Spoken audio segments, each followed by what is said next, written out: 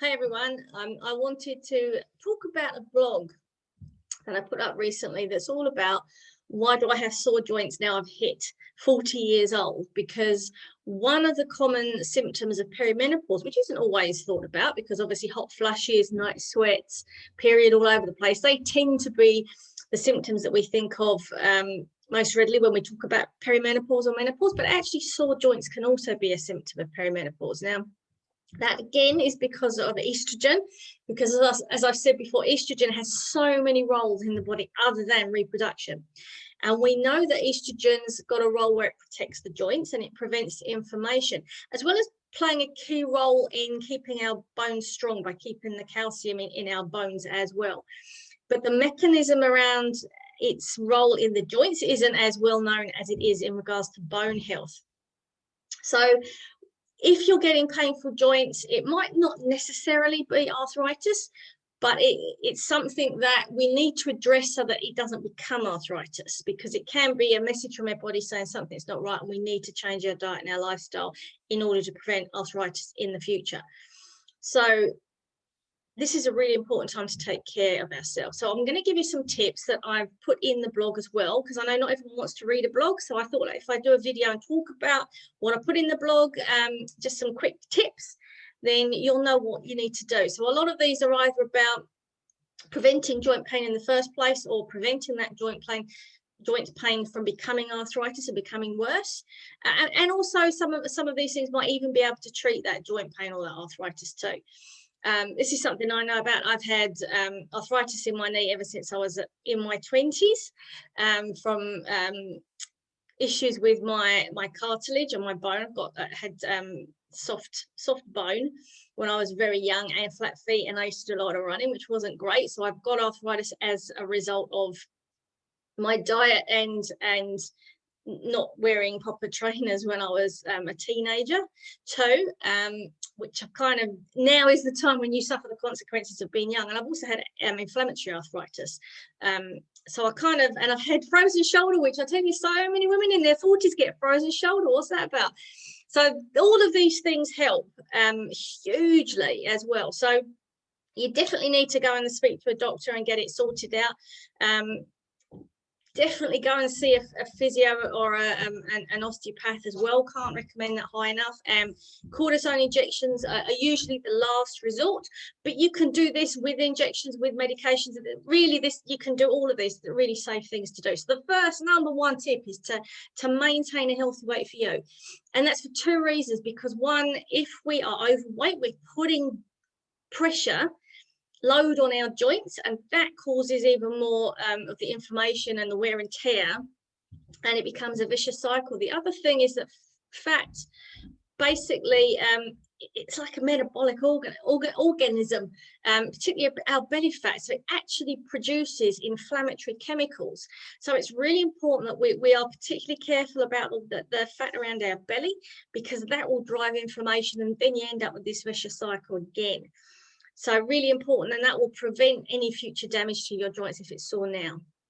The next thing is moving your body, and that's not always easy when you have sore joints. I understand this completely, but there's ways of modifying it. So it might be that you consider low impact exercise for a while, such as yoga, Pilates, cycling, swimming. I did a lot of swimming, even with my frozen shoulder. I was doing swimming, and one of the tips that I got from that, I had a cortisone injection, and I was told to treat my frozen shoulder as though it was a broken bone and to rest it after the cortisone injection for 3 months, which is different from what I know other people are told. And that's exactly what I did. I rested it, treated it like it was broken. Then after the 3 months, I started swimming, and I wouldn't say my shoulder's 100%, but it's 98% pretty much where it is. It's only if I overextend it, then I get a twinge of pain. It's certainly not as strong as it was, but I have nowhere near the problems or the pain that I used to, and I can still do weightlifting and all sorts of things now. And I was swimming 3 times a week, and that's all I did in order to kind of at least be moving my body and to strengthen my shoulders, because I was doing that kind of movement, but I was being really careful and listening to my body and stopping when it got sore. So moving is really important, and you can't use your joint pain as an excuse to not move. And I know it's not easy. I can't do squats because my knees hurt so much when I do squats, but I can cycle, I can walk, I can actually do jogging on a jogging thing, whatever you call it, running treadmill. I can do really gentle jog on that, but cycling is a bit painful for me. So it's about finding what you can do, but do something. But walking is fine. I've no problem with walking. I do yoga, I can do Pilates, and I just modify what I do so that it doesn't hurt. But it doesn't mean it's an excuse to sit down and not exercise just because things are painful. Sometimes it's the stiffness of not moving that can make that worse, and actually moving your body gets the synovial fluid, which is the fluid in our joints. It actually increases the movements. The more you move, the more the body produces this synovial fluid, which actually allows for more gentle movement and that fluid movement rather than the stiffness. So not moving is actually going to do the opposite. It's going to make it worse. So do something every day. Just listen to your body, but you have to move. It's truly important. And strength training is really important because that actually helps to develop strength and bones, which is really important when we hit our 40s. But again, just be careful if you have severe joint pain, and that's when you really need to go and see a fitness professional such as Andrea and get some tips on what strength training you can do without actually damaging your joints further. Next thing, number 3, eat an anti-inflammatory diet. So this is a diet that's rich in vitamins, rich in minerals, antioxidants. So they are usually the plants that will prevent extra damage to the tissues. And a lot of these plant foods also have chemicals in them that work as anti-inflammatories. So it basically means lots and lots of vegetables. It means, up 5 to 7 veggies a day, at least 2 pieces of fruit, and vary your fruit. So don't have banana every day. It needs to be a mix. So, look what's in season and really try and have 2 different fruit a day. Remember to eat a rainbow. So there's a reason why there's that term, eat a rainbow. It means eat every single color of the rainbow in regards to your vegetables and fruit. Have a look. Make sure you're not just having white food or orange or even greens. You don't want to just be having greens every day, because then you're missing out on the reds and the oranges and the yellows and the purples, which all have these amazing chemicals in them that are really, really good for us. They are all anti-inflammatory and antioxidant. So really important that you do that. Eat fish if you can, several times a week. If you don't, consider a fish supplement. And if you can't do that because you're vegan, then consider a flaxseed oil supplement as well. But you've got to get some omega-3s into your system. In the West, we have something like, there's a ratio. So roughly that it's thought that we should have a ratio of 1 omega-6 to 1 to 1, 1 omega-6 to 1 omega-3, or 2 omega-6 to 1 omega-3, and we basically have 20 omega-6 to 1 omega-3, which means that we're having far more of the omega-6 oils, which are pro-inflammatory, and we need that. So there's no reason to be scared of not, we don't want to not have omega-6, but there's a balance, and we don't get the balance of omega-3s largely because we're not eating the nuts and seeds, we're not eating the vegetables, but we also get that from fish. And the reason why fish is so good is that there's 2 specific types of oil, EPA and DHA. You might have heard of those, and they're really good, strong anti-inflammatories, good for our heart, good for our eyes, good for our brain, good for our skin, any kind of inflammation or dryness. And if we have fish automatically has the EPA and DHA. If we have something like flaxseed oil, then it kind of has to go through a whole kind of conversion, changing from one thing to another until it gets to EPA and DHA. And in order for that conversion to happen, we have to be eating the right kind of foods, lots of plants, lots of vitamins and minerals. And we also have to have the enzymes in our body in order to do that. And not everybody does. So that's why fish is so good, because you just immediately get your EP and DHA. But obviously, if you're vegan, that's not going to work. So flaxseed oil is really good. So the other thing is to basically reduce the crappy food, and you know what kind of food that is. So this is, your food that is high in those refined carbohydrates, the sugary type foods, the breads and the cakes and the muesli bars, and the refined fats and oils. Be really careful with it, with a lot of the oils that are out there. Anything that's made from a seed, apart from flaxseed, is usually highly refined because it needs to be highly processed in order to get the oil out of the seed. So olive oil is brilliant. It's one of the best fats we can have, followed by butter, followed by a little bit of coconut oil or ghee. But olive oil and butter, I just think are the two top ones. Avocado oil is really good on salads, but just be really careful of some of the oils that you have out there, and don't overdo the coconut oil either, because that can also drive inflammation in some people. So we just got to be careful. So olive oil and butter, I would say, are the two oils that you should at least get in your diet. Olive oil is brilliant. So have a play with that. Reduce alcohol. Alcohol will definitely drive inflammation, because a lot of inflammation goes to the liver, and our liver detoxifies our alcohol. So alcohol can drive inflammation. So if you've got inflammation in your body, consider reducing alcohol. Sorry to say, but just try it. Green tea can help. So maybe look at having 3 or 4 cups of green tea a day. That's been shown to actually reduce inflammation. Consider eliminating gluten for a month and just see how that makes you feel. A lot of people find that gluten, whether they have celiacs or not, they'll find that gluten can actually exacerbate inflammation. In some people, it can create inflammation in the gut, which then drives inflammation around the body. So try it for a month, just see if it makes you feel any better, and then bring a little back into your day just to see if you then react, because it might be some things you react to but not others. But definitely try that. It might be that there are other foods that you're having that can drive inflammation. So sometimes it's about just having a play, taking foods out, just seeing how it makes you feel, and then bring them back to see if you react. Nightshade vegetables can make a difference. So these are things like your potatoes, tomatoes, aubergines, capsicums, all those kind of foods. Just try and see if you react to those. I certainly know potato can make my arthritis worse, so I have to be really careful how many times a week I have potato. I probably shouldn't have it at all, but it's my favorite food, so I'll have it a couple of times a week rather than every day, which is what I used to do. So one of the best diets you could go on is that Mediterranean diet, which I know I've talked about before. It's rich in fruit and vegetables, whole grains, nuts, seeds. A lot of those grains will be soaked before you turn them into bread or before you have them whole. So things like millet, brown rice, you can actually have like wheat grain, bulgur wheat. It's a whole bunch of, the whole kind of grains you can have instead of your pasta or your potato or your kumara. You could try some grains instead. Nuts and seeds, legumes, really, really important for us. So that's our chickpeas and our black beans and our kidney beans and our bolotti beans and our butter beans, edamame beans, all those beans. Olive oil, small amounts of chicken and fish, and also a little bit of red meat now and again if you're happy having red meat.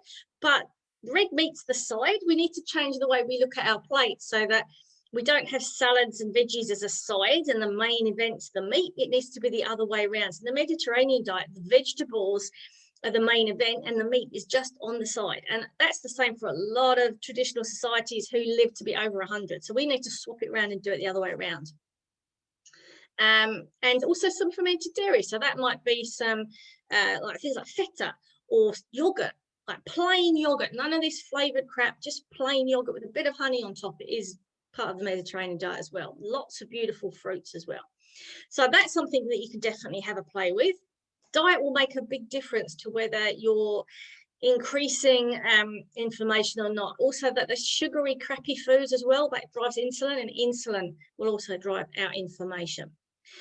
Try and get some phytoestrogens into your diet, particularly if this is because estrogen has dropped to the point where your body can't cope and there's a bit of an imbalance with those hormones. So this is things like soy, flax seeds, and the legumes as well. Lentils as an example, really, really good because they help to rebalance estrogen in the body. They basically trick the cells into thinking that they are estrogen. So that way they can either trick the body into thinking you've got more than you have, or trick the body into thinking you've got less and block the estrogen that's causing problems. So phytoestrogen is really important in menopause. So don't be frightened of soy. Soy is a really good thing to get in your diet. Natural soy, tofu, tempeh, which I think tastes disgusting, but a lot of people love it.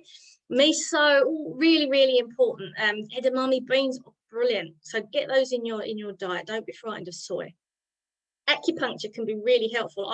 I've had acupuncture for all my frozen shoulder and other joint pain I've had, and I love acupuncture. It's fantastic. We know that it encourages the body to release natural painkillers.